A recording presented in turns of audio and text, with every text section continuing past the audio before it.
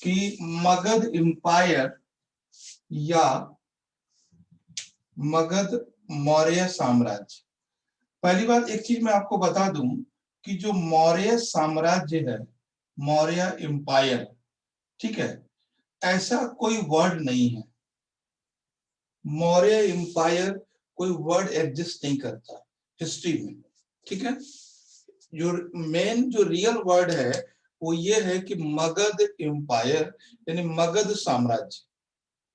अब मेरी बात को समझना है, हिस्ट्री में आप देखोगे एनसीईआरटी में भी शायद कहीं कहीं लिखा हुआ है कि मौर्य साम्राज्य, तो मौर्य साम्राज्य नहीं है।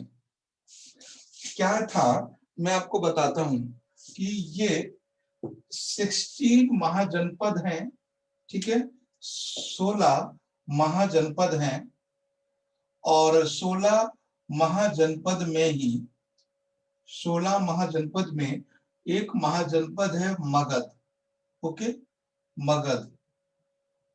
और वो मगध महाजनपद निकल के कई सारे महाजनपदों को अपने आपस में मिला लेता है, कई सारे महाजनपदों को आपस में मिलाता है और फिर वो वही मगध महाजनपद बन जाता है मगध एम्पायर, ठीक है, मगध एम्पायर। तो ये चीज आपको ध्यान रखना है। यानी बहुत सारे ऐसे महाजनपद हैं मगध जैसे, लाइक श्रावस्ती, ठीक है, कुरु, पांचाल, कंबोज, यानी 16 महाजनपद है। 16 महाजनपद में ही एक महाजनपद है मगध महाजनपद, ठीक है। और मगध महाजनपद कहां पर है? पाटलिपुत्र में, पाटलिपुत्र में। तो यानी 16 जो 16 महाजनपद हैं उन्हीं में से एक महाजनपद है मगध महाजनपद। वो क्या करता है, आसपास के एरिया के जनपदों को, आसपास के एरिया के महाजनपदों को आपस में मिलाता है। और जो मगध महाजनपद के मगध एम्पायर में बनने का जो सफर है वो दो तरह से शुरू होता है, ठीक है। सबसे पहले वो मगध महाजनपद आसपास के एरिया को जीतता है और जीतने से पहले वो एक प्रपोजल देता है कि अगर कोई उससे रिलेशनशिप बना लेता है, जैसे मतलब आसपास के जो राजा हैं उनके लड़कियां हैं या लड़के हैं, उनसे शादी विवाह संबंध बन जाता है। तो मतलब ये ध्यान रखना यहाँ पे, जो मगध महाजनपद है उसमें सिर्फ राज्यों को जीता नहीं है, उन्होंने शादी विवाह करके भी संबंध बनाए हैं और आसपास के क्षेत्रों को अपने अंडर में ले लिया है, ठीक है। तो मगध महाजनपद ने जो कब्जा किया आसपास में, वो आक्रमण करके और साथ में आसपास के राजाओं या आसपास के जो महाजनपद है उनसे वैवाहिक संबंध यानी जो मैरिज रिलेशनशिप बनाए हैं, उस वजह से भी वो महान बना है। तो आपको ये समझ में आ गया होगा कि मगध एम्पायर क्या है।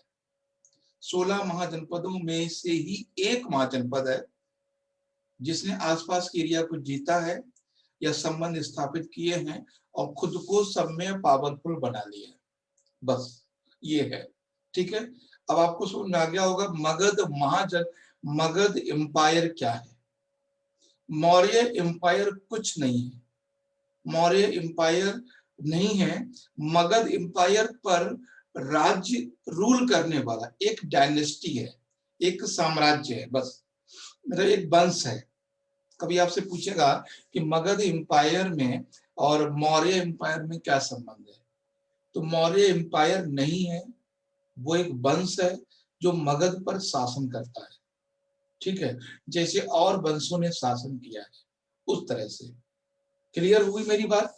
अब हम सीधे देखते हैं कि मगध महाजनपद या मगध एम्पायर, तो मगध एम्पायर है, पहली चीज हम समझते हैं मगध मगध एम्पायर का जो लोकेशन है वो हमें देखते हैं कहां पर है, ठीक है।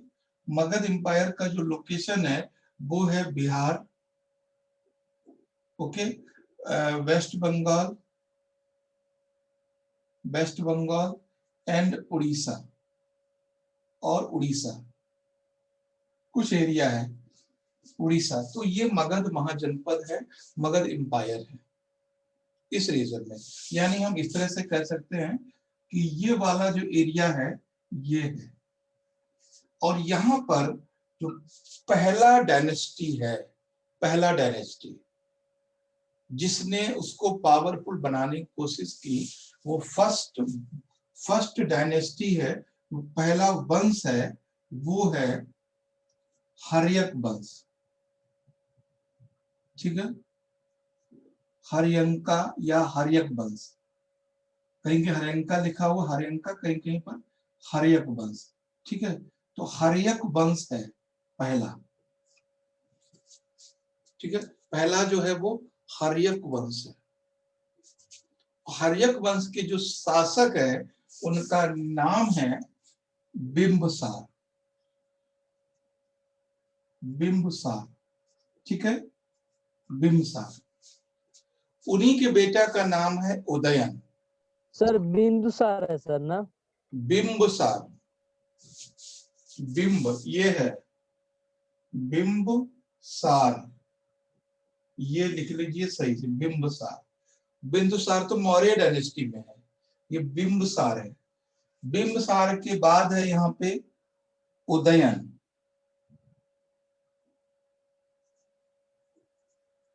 उदयन। उसके बाद है अजात शत्रु, अजात शत्रु।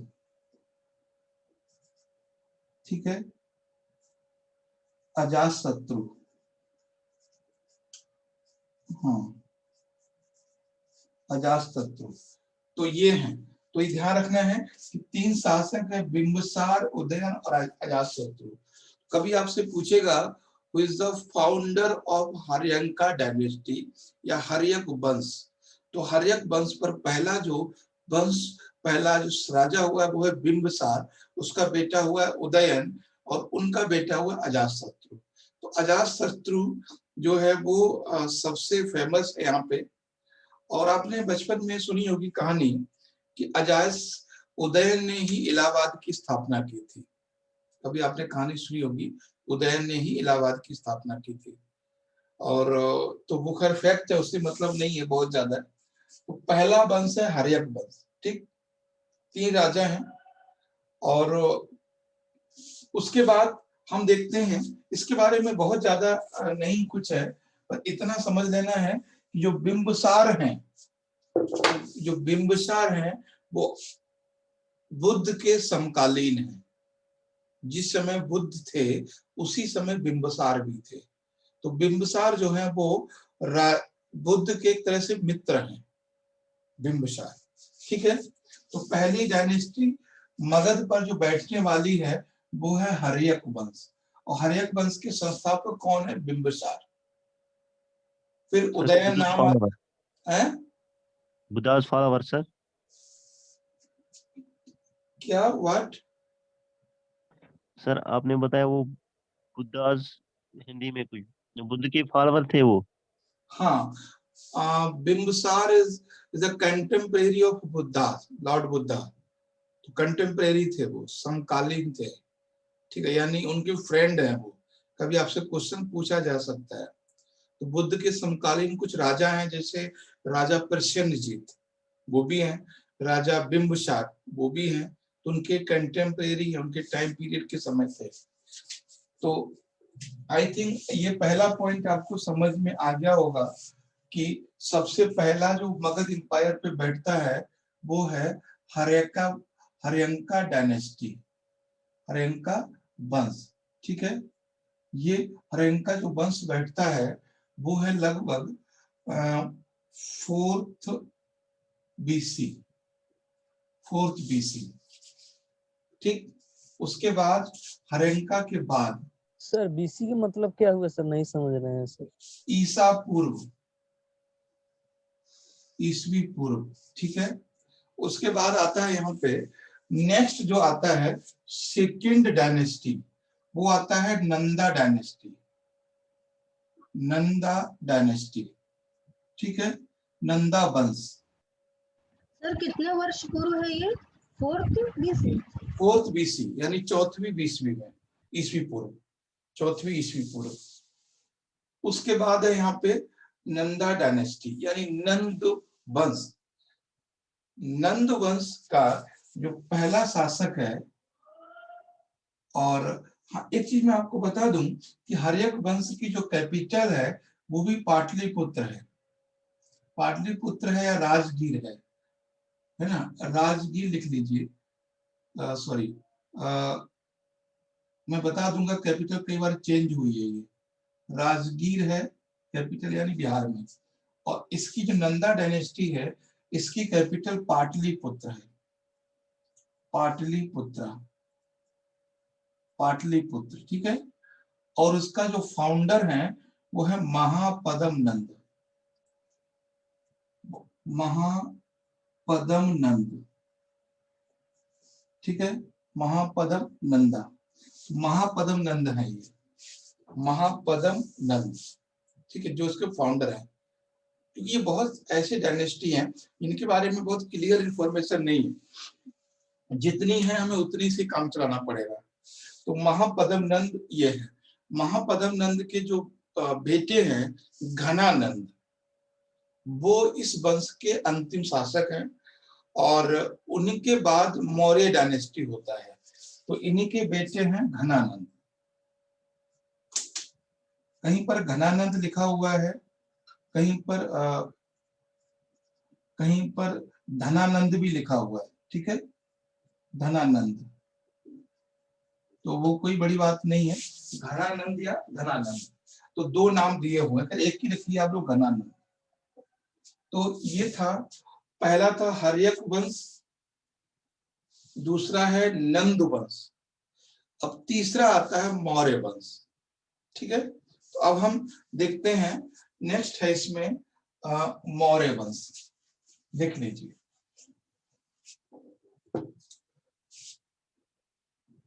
पहला है हर्यक वंश, है ना, Haryanka dynasty, time period 4th BC, capital Rajgir, ठीक है, राजगीर। उसके बाद है नंदा डायनेस्टी, नंदा डायनेस्टी, इसका भी है लगभग 4th BC में ही, 4th BC, और इसकी है कैपिटल पाटलिपुत्र, पाटलिपुत्र,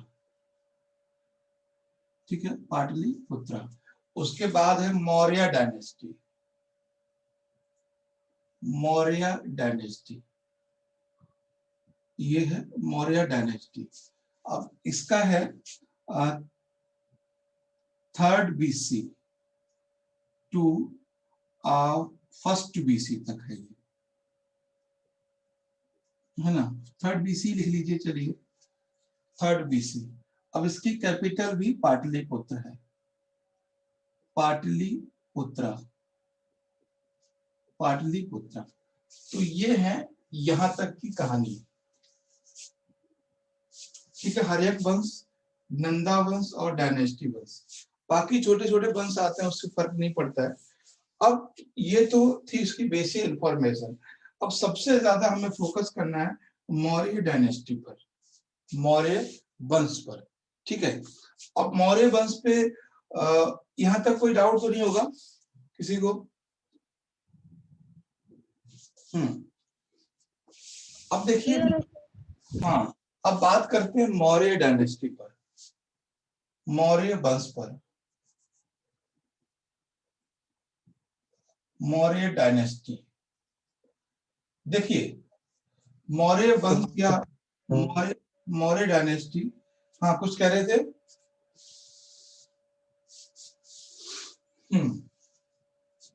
देखो, मौर्य डायनेस्टी को लेकर कुछ कहानियां हैं, कुछ समझना है हमें। मौर्य डायनेस्टी जब भी हम शुरू करने से पहले कुछ बात बतानी होती है। सबसे पहले हमें बताना होगा कि अलेक्जेंडर के बारे में आप क्या जानते हैं, है ना, अलेक्जेंडर यानी सिकंदर के बारे में क्या जानते हैं? उसके बाद आप कौटिल्य के बारे में क्या जानते हैं, चाणक्य के बारे में क्या जानते हैं, है ना? चाणक्य के बारे में आप क्या जानते हैं? आप महापद्म नंद के बारे में क्या जानते हैं? तो इनकी दो चीजें समझना जरूरी है। महापद्म नंद, महापद्म नंद, तो तीन के बारे में हमें जानना जरूरी होती है मौर्य डायनेस्टी से पहले। देखिए कि लगभग 325 ईस्वी में, 325 बीसी में, लगभग 325 बीसी में, नाम आपको तीनों याद रहेंगे। 325 बीसी में अलेक्जेंडर ने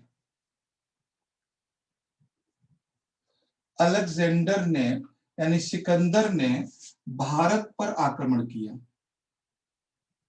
ठीक है, इंडिया पर अटैक किया। इंडिया को came in India for attack, Bharat आया कब? अलेक्जेंडर 325 में। वो कहां पर आया इंडिया में? North west India, north west India, ठीक है, इस पार्ट में। तो ये ध्यान रखना है 325 बीसी में अलेक्जेंडर ने इस एरिया पर आक्रमण किया, इस रीजन पर अलेक्जेंडर ने, ठीक है, अलेक्जेंडर ने। और यहां पर जो था एक यूनिवर्सिटी है तक्षशिला,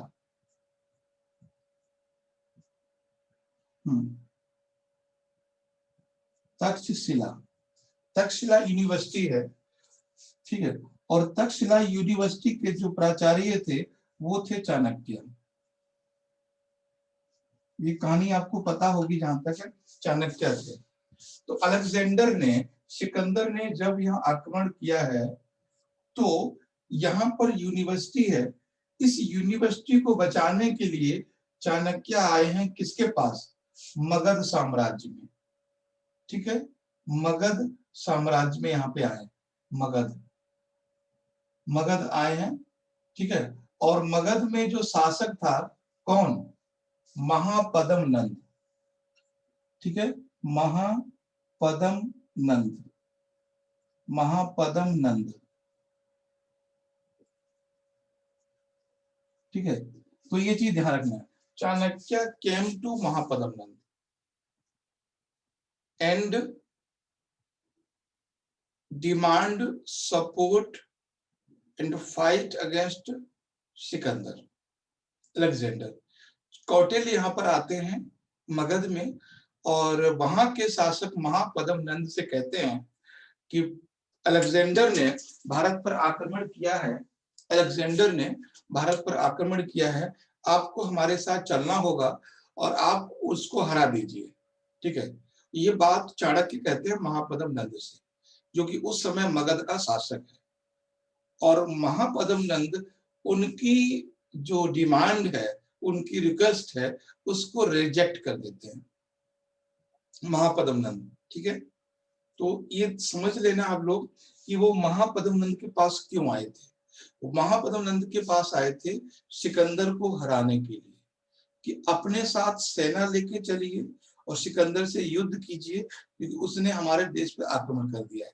मगर महापद्म नंद ने उसको मना कर दिया, चाणक्य को, चाणक्य को मना कर दिया, देखिए आपके साथ हम नहीं जा सकते।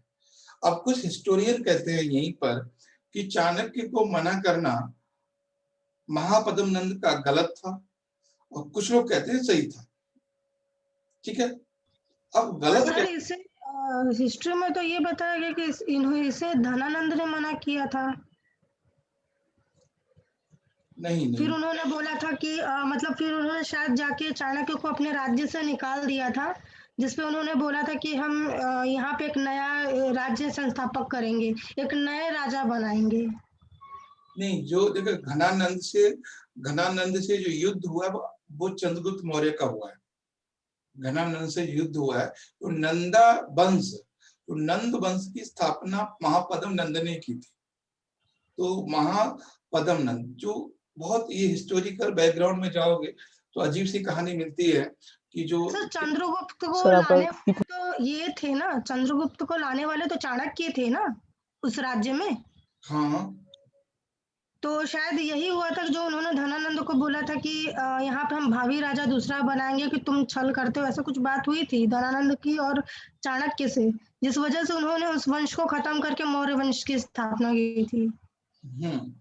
तो वो ये बता रहे हैं आपको कि जब उन्होंने रिजेक्ट कर दिया तो चाणक्य वापस जाते हैं, और चाणक्य जब वापस चले जाते हैं, मेरा कहने का मतलब ये था कि कुछ हिस्टोरियन कहते हैं कि जो मगध राजा ने, यहाँ पर जो भी राजा रहा उसने मना करके गलत किया, उसे अपने राष्ट्र की रक्षा करनी चाहिए थी। और कुछ लोग कहते हैं कि उसने सही किया। अब जो लोग कहते हैं कि उसने गलत किया, उसका उन लोगों का मानना है कि जो तक्षशिला है उस समय भारत का पार्ट नहीं है, लेकिन वो अगर हमसे मदद मांगने आए हैं तो हमें उनकी रक्षा करनी चाहिए थी। लेकिन कुछ लोग हिस्ट्री में ये कहते हैं कि जो मगध का शासक है उसने बहुत बुद्धिमानी से काम लिया, क्योंकि उस समय मगध उतना मजबूत नहीं था जितना कि सिकंदर था। अगर अलेक्जेंडर से महापद्म नंद युद्ध करने चला जाता, ठीक है, तो वो मगध का साम्राज्य को, मगध के एम्पायर को खत्म कर देता।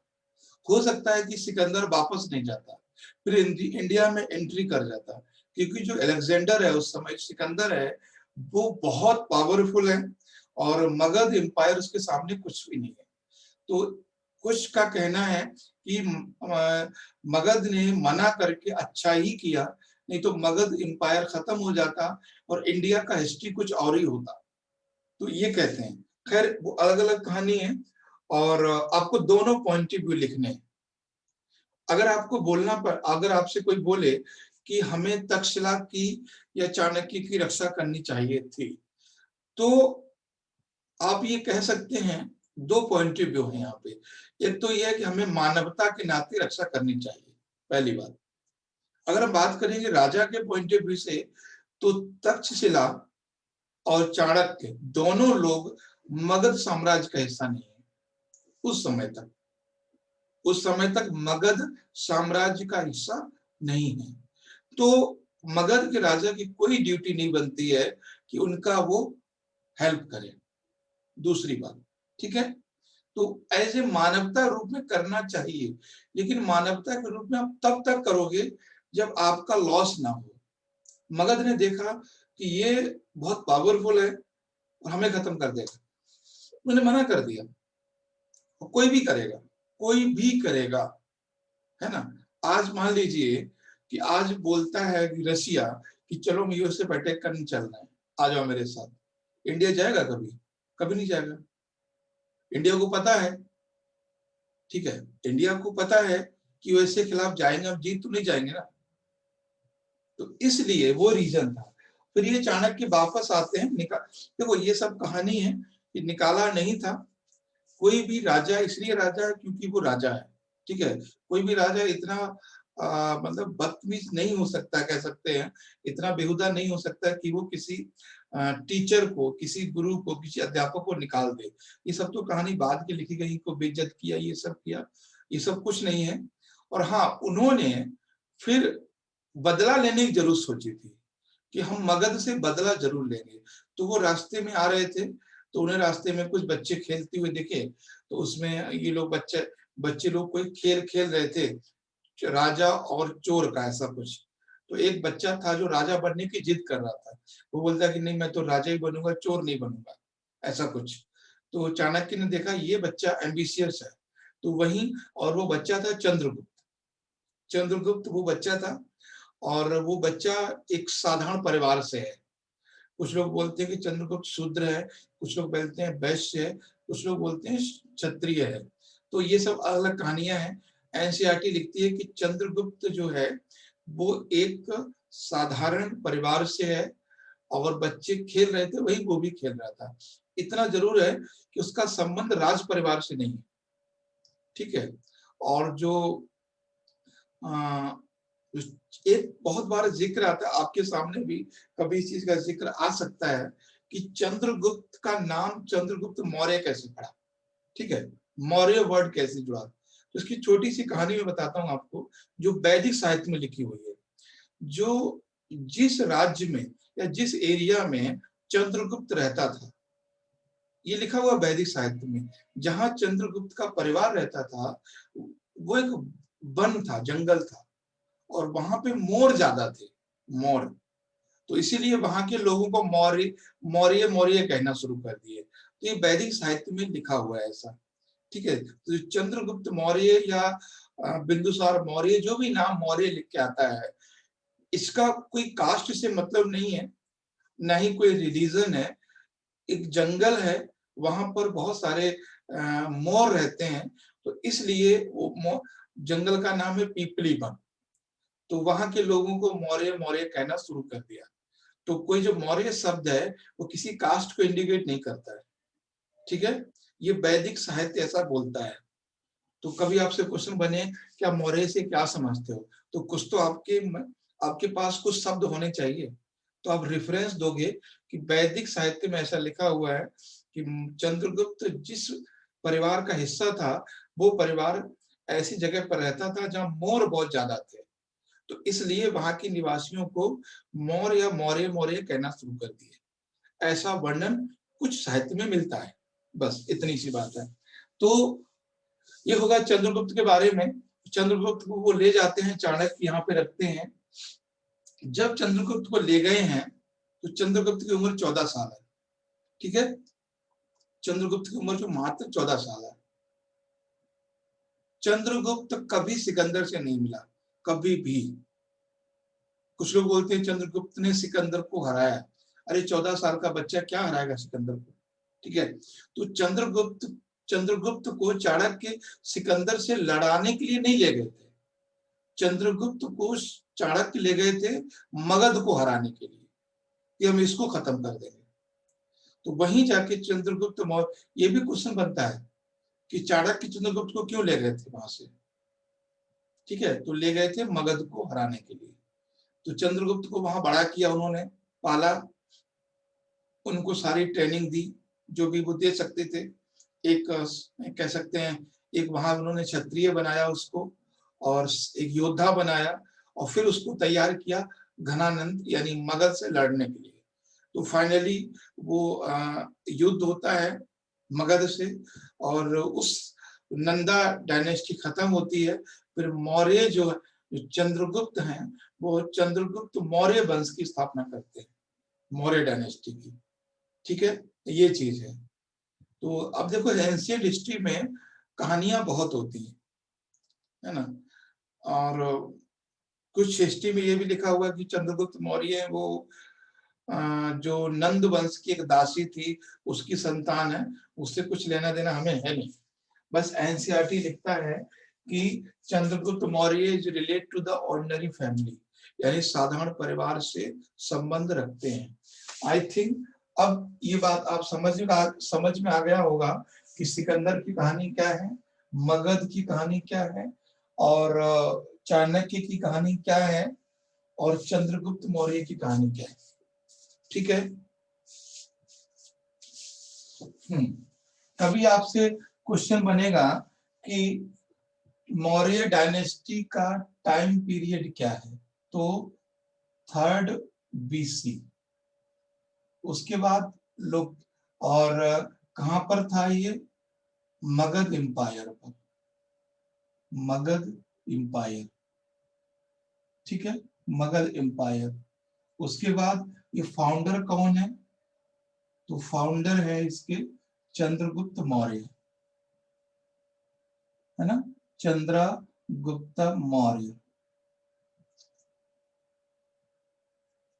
चंद्रगुप्त मौर्य इसके फाउंडर है, ठीक है। और चंद्रगुप्त मौर्य के जो गुरु हैं या जो मिनिस्टर हैं, ठीक है, जो एडवाइजर हैं, वो है चाणक्य। अच्छा, चाणक्य के और भी कई नाम हैं, सुनोगा आप लोगों ने, है ना। चाणक्य के और भी कई नाम हैं, चाणक्य के। एक नाम है विष्णुगुप्त, विष्णुगुप्ता, और दूसरा नाम है कौटिल्य, कौटिल्य। तो तीन नाम है, चाणक्य है, विष्णुगुप्त और कौटिल्य है, तो इनके तीन नाम है। ठीक है, तो ये बातें हो गई। और अलेक्जेंडर और चंद्रगुप्त मौर्य का क्या रिलेशन है? कुछ रिलेशन नहीं है। चंद्रगुप्त मौर्य कभी भी अलेक्जेंडर से नहीं मिला, और अलेक्जेंडर भी कभी भारत नहीं आया। वो सिंधु नदी के किनारे ही था। प्रेजेंट में इंडिया में कभी उसने एंट्री नहीं की।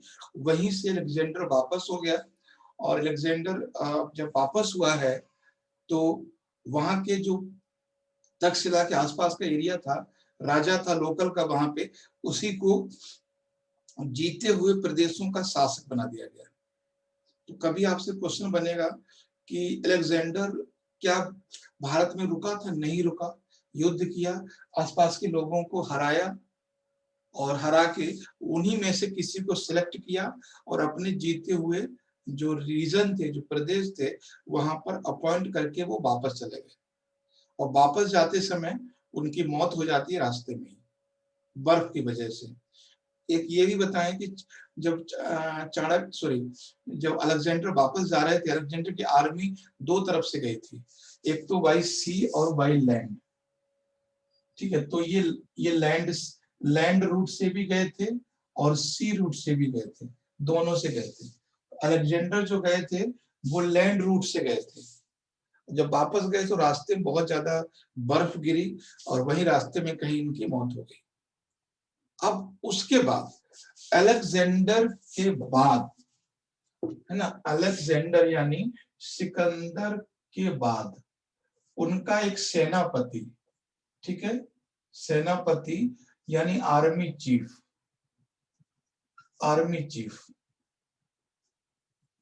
ठीक है, आर्मी चीफ इंडिया आते हैं, उनका नाम होता है सेल्यूकस। ठीक है, सेल्यूकस, सेल्यूकस। ठीक है, तो ये सेल्यूकस आते हैं। सेल्यूकस से युद्ध होता है, वॉर। ठीक है, तो युद्ध होता है किसका? चंद्रगुप्त मौर्य का, चंद्रगुप्त मौर्य का। तो ये चीज है। तो जो अलेक्जेंडर का आर्मी चीफ है, इनका नाम है सेल्यूकस, वो वापस आते हैं उसी रीजन में फिर से और एरिया को बढ़ाने के लिए। तब उनसे युद्ध होता है चंद्रगुप्त मौर्य का, और ये युद्ध होता है 305 में, 305 बीसी। ठीक है, 305 बीसी ये डेट पूछा गया है, चंद्रगुप्त मौर्य का जो युद्ध होता है। अब इस युद्ध का रिजल्ट क्या रहा ये नहीं पता। जो इंडियन हिस्टोरियन है, हम लोग भारतीय हैं, हम लोग कहते हैं कि चंद्रगुप्त मौर्य ने सेल्यूकस को हरा दिया। ठीक है, लेकिन कुछ इतिहासकार ऐसे भी हैं विश्व में, वर्ल्ड में, जो ये कहते हैं कि नहीं, चंद्रगुप्त ने नहीं, सेल्यूकस ने हराया था। लेकिन रिजल्ट जो भी रहा हो, फाइनल में एक दोनों में रिलेशनशिप हो गया। ऐसे ही आपको कहीं बोलना है, इंटरव्यू में या कहीं भी, चाहे चंद्रगुप्त मौर्य ने सेल्यूकस को हराया हो या सेल्यूकस ने चंद्रगुप्त को हराया हो, रिजल्ट जो भी रहा हो, किसी ने किसको हराया हो, लेकिन finally that war convert into relationship. कैसे हुआ कि सेल्यूकस ने अपनी बेटी की शादी चंद्रगुप्त मौर्य से कर दी, और चंद्रगुप्त ने बदले में 500 हाथी दे दिए। ठीक है, तो ये रिलेशनशिप था। और सेल्यूकस की बेटी का नाम पता ही होगा आपको, हेलेना था, हेलेना, हेलेना।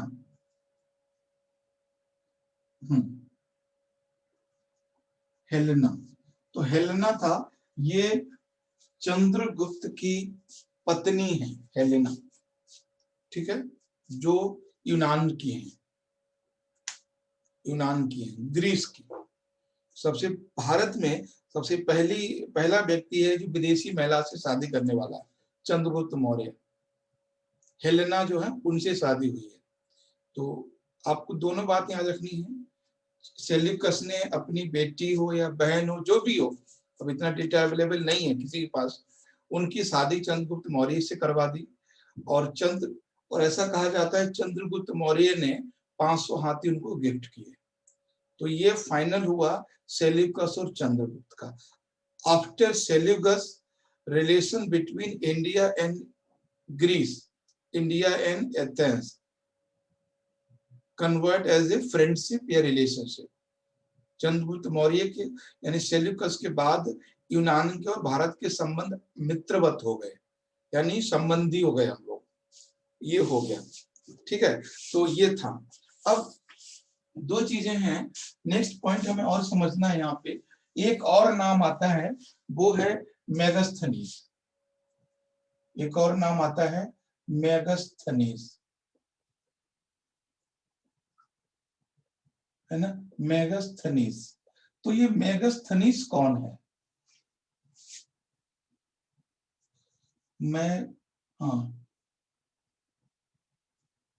मेगास्थनीज। तो ये मेगास्थनीज कौन है, इसके बारे में बात करते हैं। देखिए, हम एक बार समझ लेते हैं कि ये क्या है। यानी सबसे पहले आता है अलेक्जेंडर, है ना, अलेक्जेंडर। अलेक्जेंडर इंडिया में आते हैं, यानी सिकंदर। उसके बाद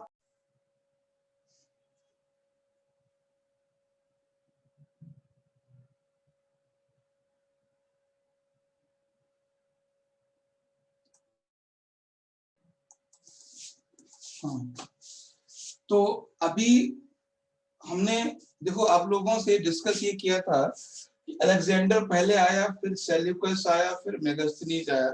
और मेगास्थनीज एम्बेसडर हैं, वहां के राजदूत हैं, केम इन मौर्य डायनेस्टी, मौर्य वंश में आते हैं, और वो चंद्रगुप्त के समय आते हैं, और वो एक राइटर भी है। यहाँ आकर वो एक किताब लिखते हैं, बुक लिखते हैं, जिसका नाम है इंडिका। ठीक है, अब इंडिका में भारत के, इंडिका में इंडिया की सोसाइटीज के बारे में बात की गई, इंडिया की सोसाइटी के बारे में। ठीक है, मेगास्थनीज के बारे में। मेगास्थनीज ने तो इंडिया में बोला है इन्होंने कि भारत में स्लेवरी नहीं है, भारत में इन्होंने बोला है कि भारत में दास प्रथा नहीं है। इंडिया में slavery, there is no slavery in India.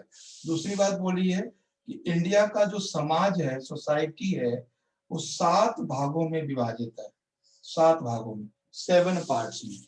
तो अब बताइए, यहां तक कोई आपको डाउट हो, यहां से यहां तक, कहीं तक बताएं, बोलिए, क्लियर है?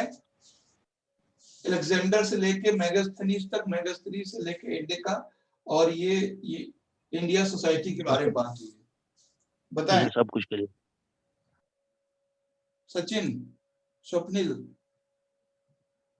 सब क्लियर।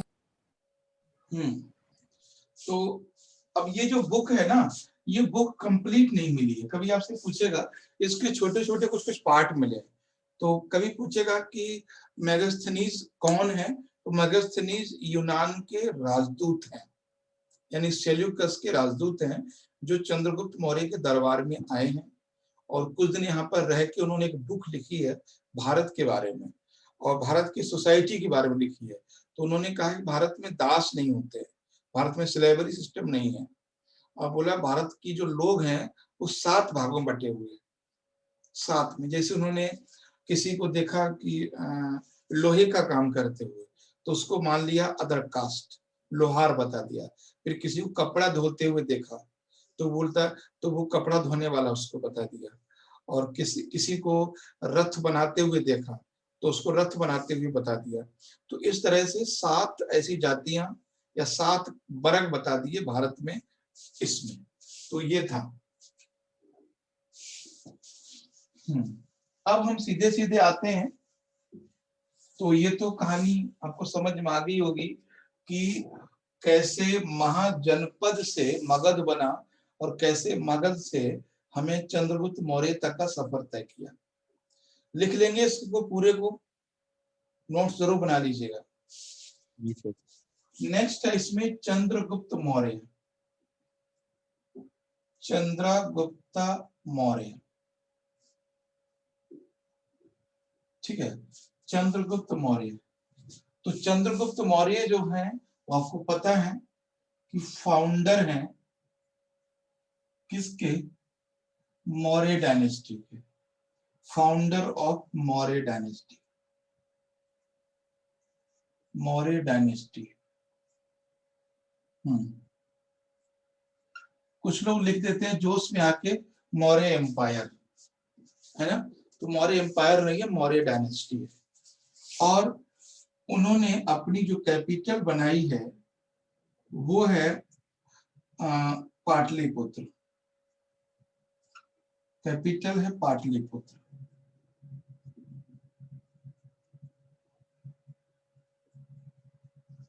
पाटलिपुत्र, सर पाटलिपुत्र बिहार में है।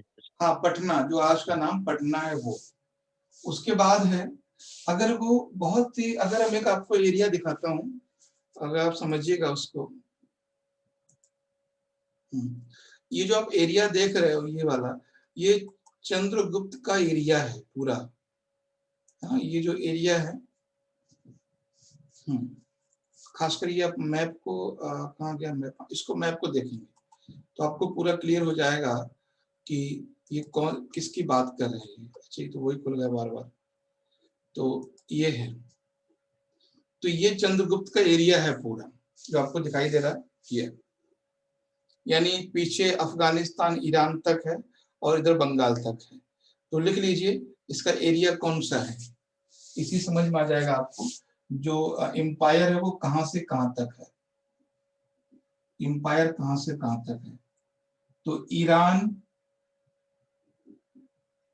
इराक,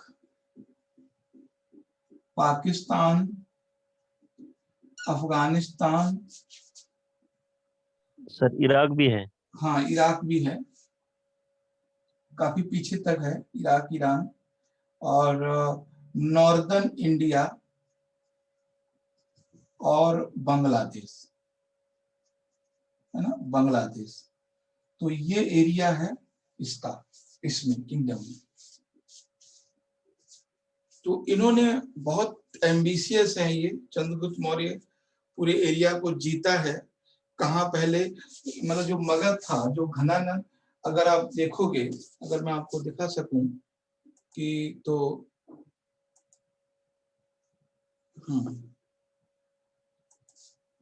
एक मैं मैप आपको दिखाता हूँ जो नंदा डायनेस्टी का है, फिर आपको समझ जाओगे कि क्या कितना ज्यादा उन्होंने एरिया को कवर किया है।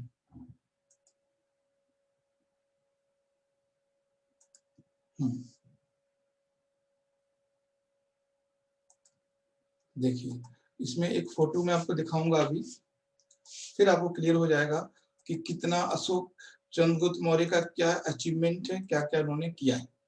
तो ये आप देख रहे हो ये मैप, ये नंदा डायनेस्टी का मैप है, ये वाला सामने आ रहा है आपको, ये नंदा डायनेस्टी का मैप है। यानी इसका मतलब है इतना एरिया चंद्रगुप्त मौर्य को मिला था।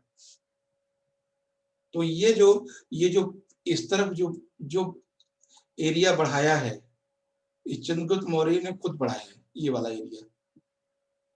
ठीक है, तो इसको ड्रॉ कर लीजिए जैसे अगर आप कर सकते हैं तो ये है।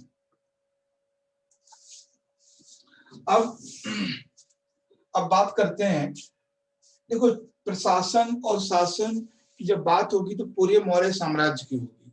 यहाँ सिर्फ हम बात करते हैं कि चंद्रगुप्त जो मौर्य हैं उनके दो पॉइंट बहुत इंपॉर्टेंट। पहला है कि उनके जो टीचर हैं या उनके जो कह सकते हैं चीफ एडवाइजर हैं वो हैं चाणक्य, और दूसरा है खुद में वो जैनिज्म को फॉलो करते हैं, और इससे ज्यादा उनके बारे में ज्यादा नहीं जानना है।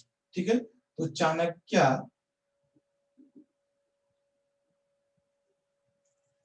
तो चाणक्य हैं वो इनके एडवाइजर हैं या कह सकते हैं टीचर हैं, ठीक है, टीचर हैं या प्रधानमंत्री हैं, जो भी कह सकते हैं। उसके बाद वो रिलीजन में, है ना, रिलीजन में या कह सकते हैं कल्चर में वो बुद्धिज्म जैनिज्म को फॉलो करते हैं, जैनिज्म को, ठीक है, यानी वो जैन धर्म को अपनाते हैं। उन्होंने जैन धर्म में उनकी जो डेथ हुई है, वो हुई है साउथ इंडिया में जाके, यानी दक्षिण भारत में, ठीक है, दक्षिण भारत में इनकी डेथ हुई है। दक्षिण भारत में कहाँ हुई है? श्रावण बेलगोला, श्रावण